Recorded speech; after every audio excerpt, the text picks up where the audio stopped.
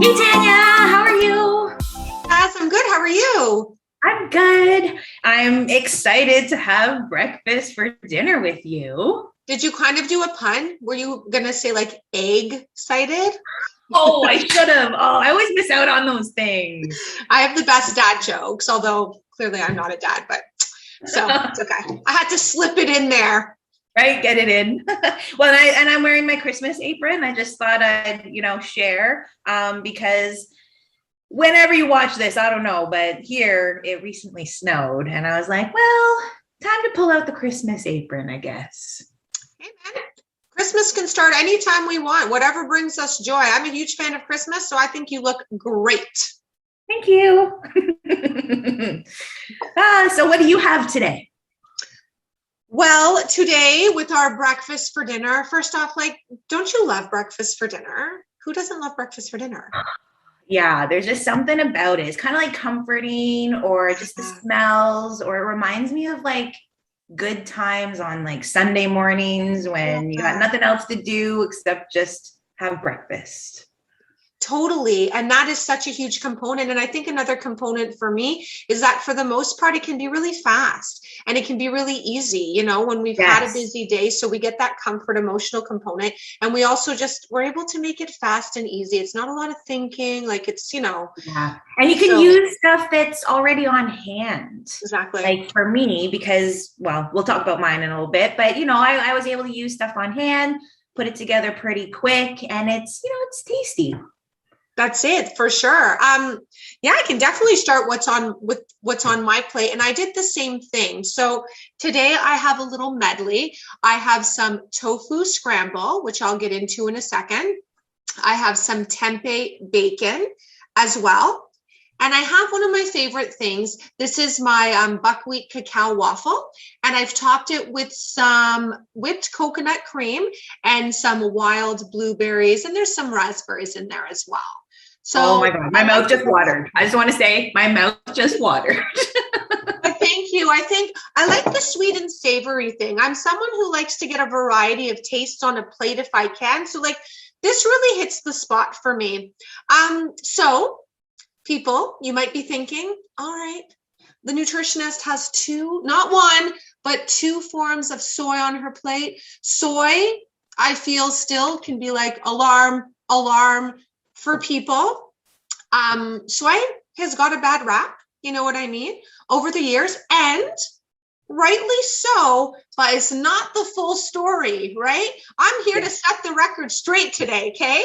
Okay, please do, because I'm right on board with what you're saying. So yes. Yeah, for sure. So let's differentiate here, just like a lot of other foods. There are whole forms of organic soy and there are highly processed forms of soy, like let's say the ice creams, the creamers, the cheeses, the burgers, the meatballs. You get the drift. And then there are beautiful whole forms of soy, tempeh, and tofu. So number one rule for me, organic. I don't care if you buy nothing else organic. Your soy needs to be organic because they spray the bejesus out of it, mainly with glyphosate. And we know that glyphosate stays in the body, disrupts hormones, and it's a carcinogen. Like there's no two ways about it. Yes. Right? So organic soy. So let's talk a little bit about tempeh. Tempeh uses the whole bean. All right. So like if you look closely at my bacon here, let's get a textured piece. You can see like the texture, like that's actually whole. The whole beans are like in there. So it's the whole soybean and it's fermented. And because it's the whole bean, whole food, really high in fiber, right? We just said complete protein. So all your amino acids as well. And yes, you are like one of the gut queens. Can you talk me through why fermented foods? Why am I so happy that my tempeh is fermented? What are the benefits of fermented foods? Fermented foods are so awesome. And that was the first thing I was thinking when I saw the tempeh. Yeah, eat away. So fermented foods are, let me back up a second. Back it up. Back it up. We didn't always have fridges.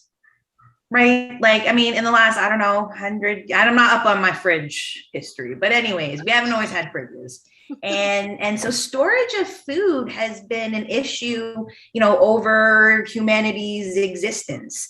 And so fermentation is a part of how we got to get in balance with food, so we didn't have to like kill it and eat it or grow it and eat it right away. We could store it. And fermented foods, like literally they're fermented, meaning, some kind of bacteria has like, started munching on it and breaking it down and turning it into what turns out is a more digestible food, something that can have like a source of natural probiotics, like good bacteria that our guts like, and over the evolution of humans, like we got in tune with that stuff in our gut and kind of actually now need it. And this can be the root of a lot of health problems. I love it. I love the way I knew you would explain it so well. And now that we have the probiotic, like you said, and because of such the high fiber, we also have the prebiotics. So we're actually using one food to help, the microbiome and repopulate that good bacteria. And we're feeding it at the same time. Like, hello. Right? So beautiful tempeh, fermented. We don't need to worry. In general, okay, so the average person doesn't really need to worry about the amount of soy they're consuming if it is 1, organic, and 2, fermented. Okay, so like tempeh and miso. So that kind of brings us to tofu, which is still a fuller form of soy than the ice creams and cheeses.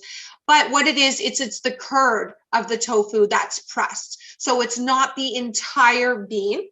Okay, so you are getting a little bit less of the nutrients. And because it's not fermented, guys, you can get too much of a good thing. You know the saying, like, you can't have too much of a good thing?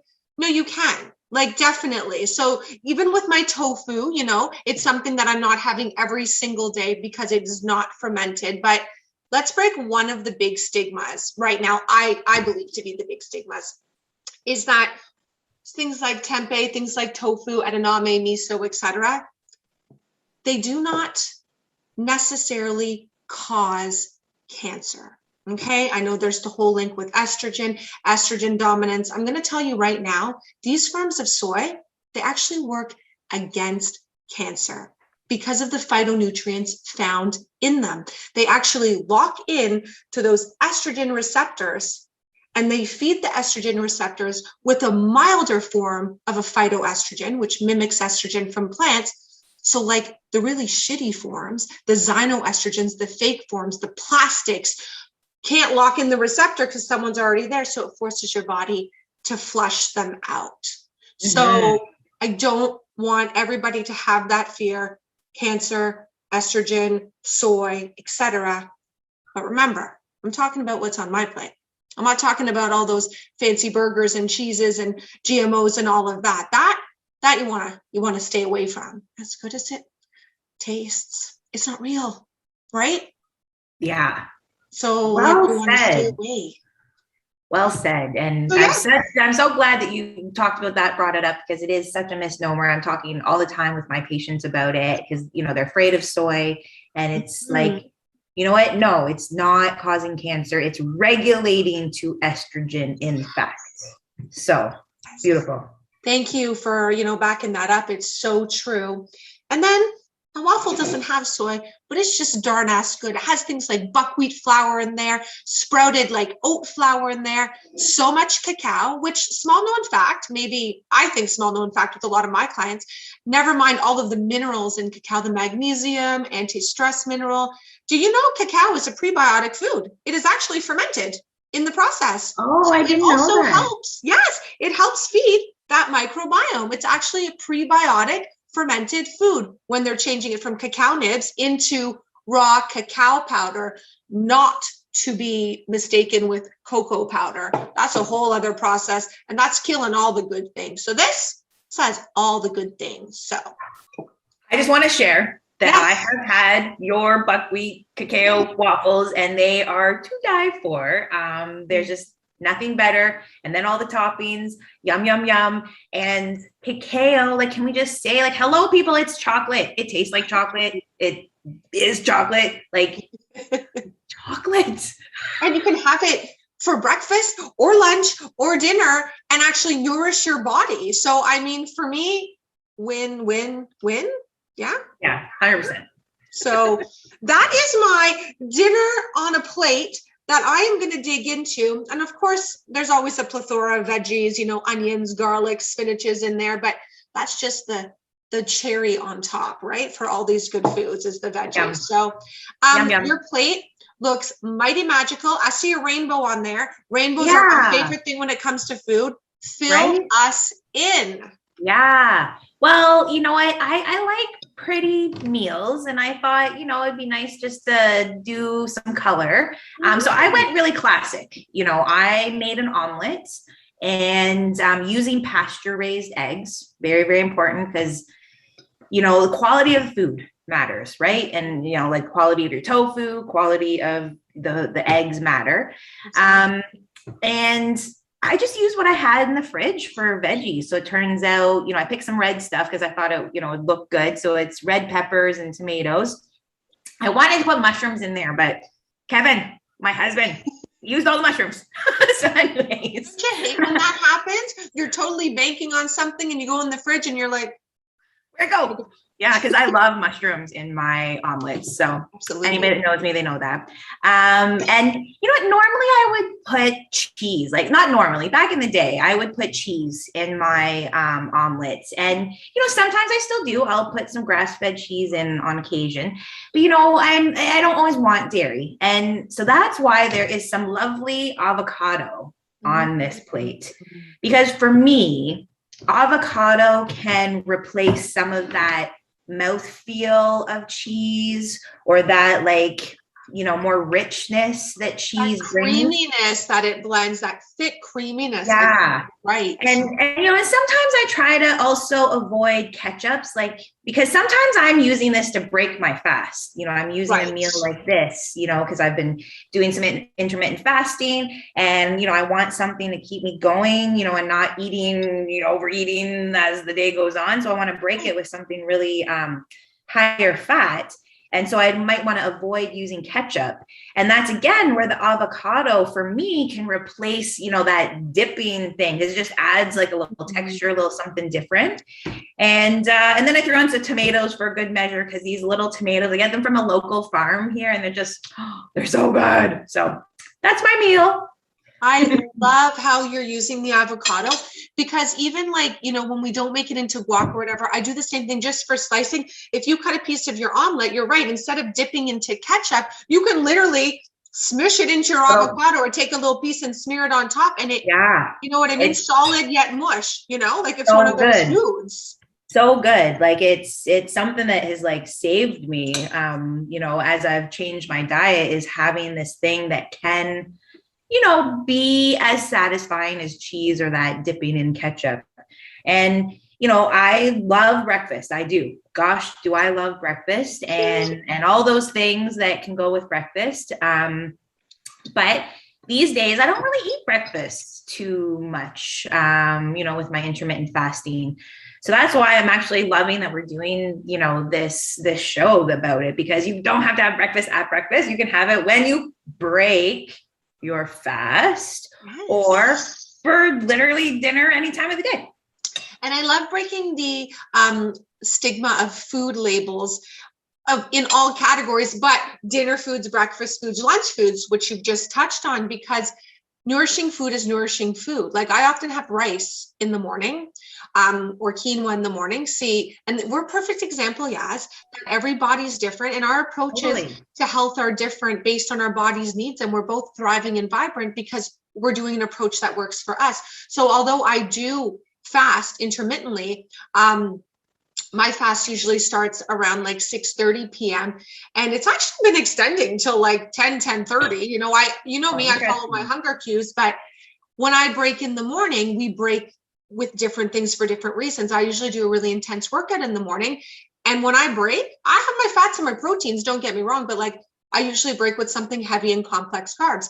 That's just what my body needs. So I love not having a stigma that when I want quinoa in the morning, or if I want brown rice or whatever, I'm going to have it. And if you want an omelet for lunch, if you break your fast, or dinner, you're going to have it. right? It's all about good food, not the meal times kind of thing. Yeah. It's like, we got to break out of those boxes of food, you know, food boxes, food labels. Break out of those and break out of the idea that I have to be doing it like Yasmin. Oh, I have to be doing it like Tanya. No, we have to work with our healthcare practitioners to do it like our own selves. You know what I mean? Because that's the right way to do it, is what works for us. So I love that. And one other thing I was thinking of when you were talking about what was in your amazing omelet, I thought both of us don't have actual bacon on our plate. And I wanted to talk about that for a second. Me, for more obvious reasons, I don't eat meat. Okay. So it's pretty obvious. I had bacon on everything in my past life. Bacon on top of bacon, with extra bacon, and a side of bacon with bacon crumble. That was me. So, and we know that, Yaz, you still consume meat. So I don't have bacon on my plate for the sheer fact, sorry, that I don't eat meat, but also the health aspects. Number one for me, I don't know if a lot of people know this, but it is classified as a class 1 carcinogen. Okay. Yeah, that's a big deal. I feel like that's a big deal. Yeah. So for me, that's a huge reason. If I was still consuming meat, and then, you know, we know about triglyceride, planolin, whatever, but is there a reason why you don't have bacon on your plate today or as often? Like, do you have reasons too? If you don't mind me asking, if you want to share. Yeah, totally. Well, first of all, don't get me wrong. This girl does love bacon. There is something just, you know? But yeah, bacon, you've really taught me a lot about those health aspects. Like, I didn't actually know that it was considered, you know, a class 1 carcinogen. So since then, and knowing you and getting more educated about it, you know, I'm like, ooh, you know, I've eaten a lot less bacon and looked for ways to add flavor. Cause I used to use it more for flavor. You know, I had already kind of reduced it and was using it more for flavor. But yeah, you taught me. So that's the main reason why there's no bacon on my plate today. Doesn't mean that sometimes I don't still eat some grass-fed, you know, pasture-raised bacon. Cause pigs are pasture-raised, not grass-fed. And it tastes good and I enjoy it. But I try to, you know, it's not an everyday food for sure. And can we talk about how beautiful that is? Can we talk about having people be accepting and meeting others where we're at and being proud of where we're at? Because it is not right or wrong. I don't even like those terms. So it's not, you know what I mean, 0 or 100. There are so many different phases in between. And if someone out there is watching this and saying, ooh, I didn't know that. Thanks, girls. And you're having, you know, if I'm talking to you, let's say you specifically, you're having bacon 3 times a week. Even if you decide to have bacon 2 times a week, meet yourself where you are at. That is amazing. If you're having bacon every day and you're like, okay, maybe just 5 days a week for now, give yourself a pat on the back. So again, it's, you know, it's doing our best and doing what's comfortable for us. Yeah, I love that. You know, it's just these diet shifts that happen over time. It's not all at once or overnight, you know, and we got to honor what we need. Like you said, or got to give our bodies what it uniquely needs, and getting in tune with that is so important. And you said this once, Yasmin, because we're lucky, you know, a lot of times to be able to talk with one another professionally as well, aside from friends. And it stuck with me. You raised such a good point, because sometimes when I have my nutritionist hat on, it's hard to remember fully living my life before, which, as we know, was night and day, right? Like, again, we know Slim Fast for breakfast with skim milk, McDonald's for lunch. Oh, it shocks me when I hear about pizza for dinner. I know. And like half a pack of smokes minimum a day. Like, so I know that life well, but because it's so long ago, I forget what it was like to live in that life. So I tend to forget. And you always remind me, the conversation we have, that there was a transition period for me. Okay. So one day I didn't go from that to opening my pantry and being like, it's full of like nuts and buckwheat and hemp. And my fridge is like tofu and tempeh. So there's a transition period, guys. So if you're in your transition period, and I'd like to say we're all in our transition periods forever, but you know what I mean? If you're in a we're always transitioning and growing and evolving. But if you're in a major diet and lifestyle transition period, Yasmin, you reminded me, let's not forget about the transition, because that's work in itself. And every day you might replace one item, every week, every month. So that includes, like, maybe when your bacon runs out, you're not ready to say, oh no, I don't want bacon anymore in the house. And you buy, the bacon. Okay, pasture raised, you said, right? Because obviously bacon's not grass fed. So thank you, Yaz. Pasture raised bacon and pork products, right? And maybe you're not ready to have it in the house anymore full time, but now on the weekends you're going to buy that. You always reminded me not to forget the transition, that we didn't just magically jump into where we are now. There was like some shit going on in the middle.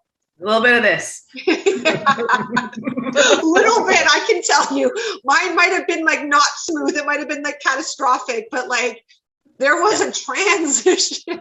I'm going to say this girl has had some kitchen meltdowns. I'm with you.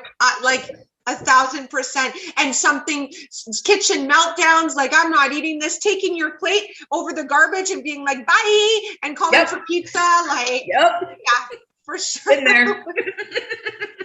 Me too. But every day we learn a little bit more, and we keep going. And even probably we're going to look back on these in a year from now and say, hey, we were here and now we're here. And like, we'll be able to, the thing is that I love having dinner with you, and I love sitting down and sharing meals, because we're going to continue to talk about, what's changing in our lives, these kind of topics. And like, I think it resonates with so many other people that are joining us for dinner that we don't even know. We can't see you, but like, we see you, we feel you, Yeah, we know you're there and we know you. I agree 1,000%. Well, Yaz, it has been, like always, a pleasure, like absolutely amazing.